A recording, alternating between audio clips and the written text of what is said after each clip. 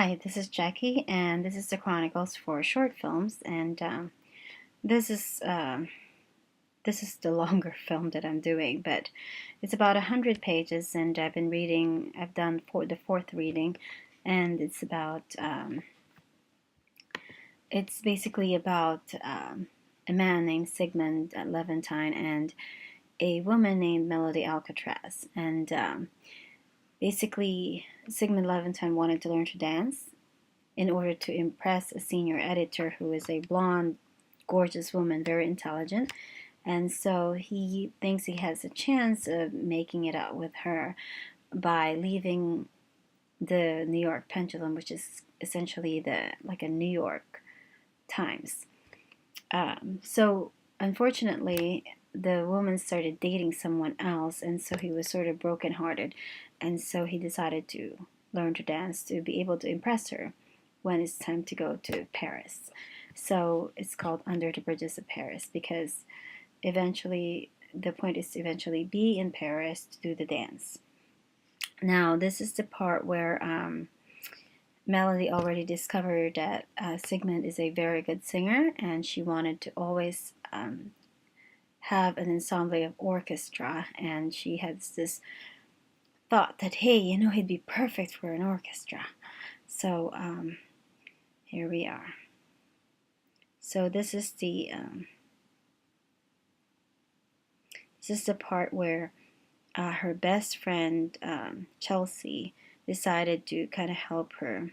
Was talking to her, and she's curious how it went with the student, and then Chelsea realized that it seems like Melody is interested in this guy. So this is the internal hallway of an office day. Melody says, "Shelley, please, it's getting late." Chelsea, "Wait, Mel, she's catching good. You should have your reading too." Melody, "Oh, please, Shelley. She just wants your money." So an older woman wearing black shimmering bonnet and dangly necklace steps in and looks at Melody. And this is a Kabbalist guru, so she says, with that attitude, she'll scare every man who falls in love with her. Melody. Chelsea breathes in and gestures. She doesn't mean that. Chelsea, "I'll see you next week, Kira." So anyway, internal bedroom office day. Melody, "Hello, Z, it's Melody. I have to cancel tomorrow since I just had my wisdom teeth removed and it needs time to heal. How's Wednesday sound like?" At 8 p.m. Yeah, that's perfectly fine. So anyway, I'm trying to make it muffled, like if you have cotton balls in your mouth. So anyhow, she cancels out that class. So internal dance studio night, and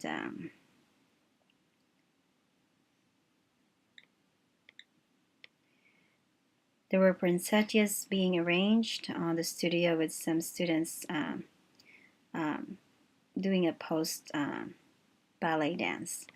So Melody, "Thanks, girls, keep practicing." So she's kind of like, hurrying them out, and after they were doing their little routine. So at this point, Melody goes to the restaurant, so it will be internal restaurant afternoon. "Oh, Melody," Chelsea said, "you look like you're still in pain." Melody, "Not as bad as you think. I can speak better now." And then there's another friend in the restaurant. "Did you eat?" Melody, "Oh, I have some crackers. A little wine might help." So she gulped sweet red wine, and, "Well, I just came to say hello, and I got the girls to help me decorate after ballet practice. The car is parked. I'll drive it back after I see the client." And then Chelsea, "Let me guess." Melody, "See ya."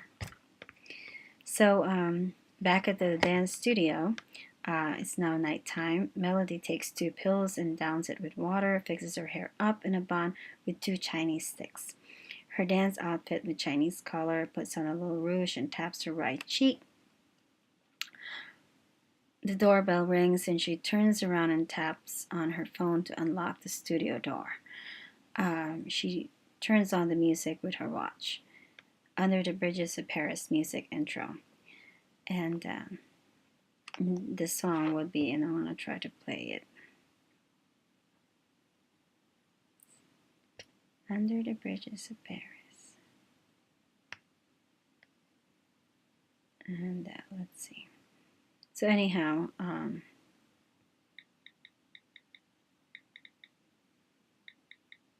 the Bridges of Paris. And so I'm going to do this reading while this song begins. And this has already been in a movie called Shall We Dance. But this is a very different story. Oh, that's not what I wanted to hear. Let's see this version.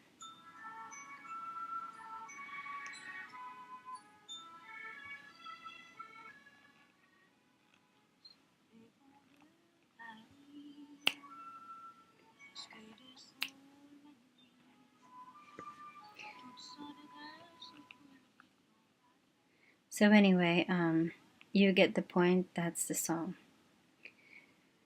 So, dance studio night. Melody takes the 2 pills and downs it, and then under the bridge of Paris, and there's a voice, and it says, "And let the saga begins."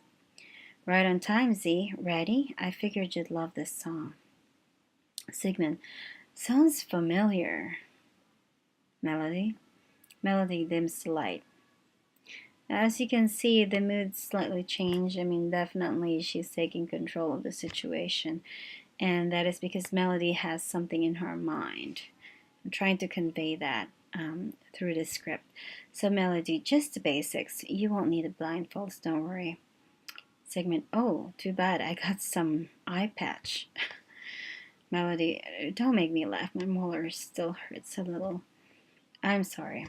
So Sigmund leans over and gently touches her left cheek, and the two started dancing, and soon Sigmund started to sing. How would you like to be down by the Seine with me? Sigmund leans over and gently touches her left cheek. The two started dancing, and soon Sigmund started singing. Melody, your voice, it's like I've heard it a long time ago. You have a gift, it's smooth as butter. Sigmund, I'm out of practice. My parents love this song. Melody, really? Where are they now? Oh, they had me late in life. My dad passed on while I was 19 and my mom had bad kidneys. So it's just me and my brother. Just my brother and I. Melody, did you do voice in college? I gave that up after I lost my mom. I had to make a good living and I'm good at writing. I'm sorry to hear that. Well, keep singing. It seems to calm you down. Sigmund, singing, oh. So he started singing, oh, oh, what I'd give for a moment or two, far from the eyes of night. Anyway, it's a guy singing. Sigmund realized that Melody was falling asleep from the pain meds. He tries not to disturb her and held her closer as she swayed. Melody, oh, I'm so sorry. Sigmund, no problem. You should rest. Sigmund sits her down on the chase, and Melody looks more groggy. Melody naps and wakes up. Oh, I have to take the car back. Oh, Siggy, look, I look like a mess. I need coffee. Sigmund, Melody, I don't think you should drive. But I can take you home. Melody, can we get a cappuccino? Sigmund, yeah, I'll get you a cappuccino. Melody, a little marshmallow. Sigmund, yeah, a little marshmallow. Sigmund helps to stand her up, and Melody walks as she is groggy and holds her hand as it spins. Holds her head as it spins. External street parking night. Sigmund clicks the car door to open and sits her in the passenger seat. Talks to her phone for navigation. 54 Mercer Street, apartment 4. Siggy, I really appreciate you driving. Ugh. No, anyway, so she's groggy and sleepy. Siggy, haven't been called that in a long time. So, my pleasure, Melody. So Sigmund struggles to get off the parallel parking, and glad Melody is fast asleep. Screeching sound heard. The car stops by the drive-in coffee. So external sidewalk night. Eric Truman walking his Labrador as the car speeds away. So now we know who Eric Truman is actually the guy who is the voice. Coincidence happens for a reason. Just be glad when a woman's asleep. And only got a few more to go. Elevator hall at night. Elevator opens and Sigmund is swaying precariously, fumbles at the keyhole and avoids the chopstick from her hair. So he's sort of carrying her and unlocking the house. Finally, he enters the apartment, lays her down on the couch, and stretches his aching back. Pulls a pillow and sees articles in different languages and looks for a blanket next to the couch. Sigmund, Melody, are you doing all right? I mean, here's the cappuccino. Sorry, no marshmallow for you. Melody, thank you. Ugh.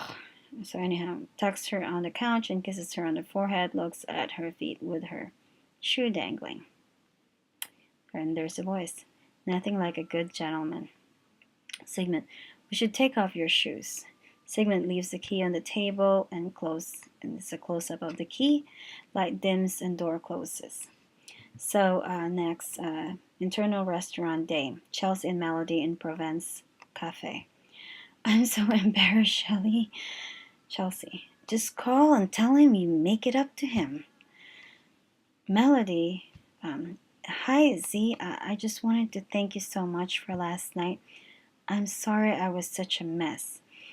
Sigmund, no, not at all. I understand. Melody, are you feeling better now, I hope?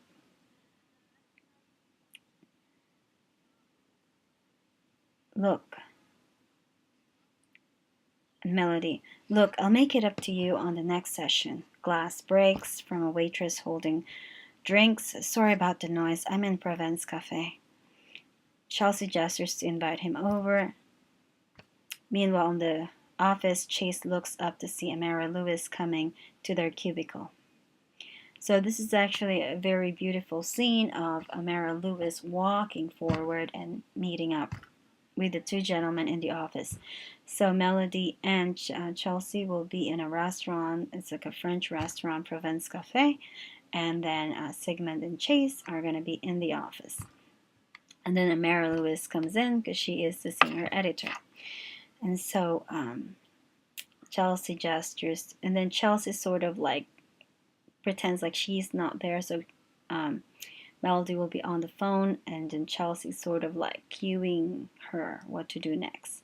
So Sigmund then says, will you be there for a while? I might stop by for some coffee.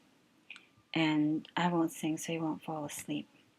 Melody, well, come over. I'll just sit here and listen to music.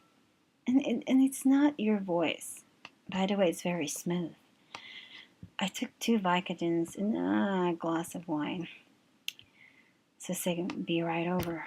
Amara Lewis, leaving early, see? So she'll be like, leaving early, see? And he goes, oh, Amara, well, I have a doctor's appointment. I'll read the article you sent me. Thank you. Thanks, and do you need anything else? Amara Lewis, just the article, see? And thanks for the update on Qatar. And are you going to make it in Paris? Sigmund, I'll have to check for flights. I'm just not sure yet. Will you be there? Mara, we'll certainly see. So Sigmund, oh, perhaps we'll see each other. So he's kind of playing it down as though maybe he won't come. Because he kind of wanted it to be a surprise if he does go. So he looks at Amara and gestures goodbye. And he also, at this point, Sigmund wanted to get that attention from Amara. Like, he actually wanted to know if she's looking forward to having him over for Paris. So he doesn't want to give away that he definitely is going, because obviously he's taking classes. But he kind of has a way of communicating things so that he gets the reaction of this woman. So Sigmund, perhaps we'll see each other. So he looks at Amara and gestures goodbye. Chase smiles, teasing Sigmund, and then Chase goes back to his cubicle. So there's always that kind of a dialogue, because Chase knows everything that's going on with Sigmund, and he knows that, Amara and him has a bit of a chemistry. Just a bit. Okay. So then this is now the restaurant. Oh, it's getting too long. All right.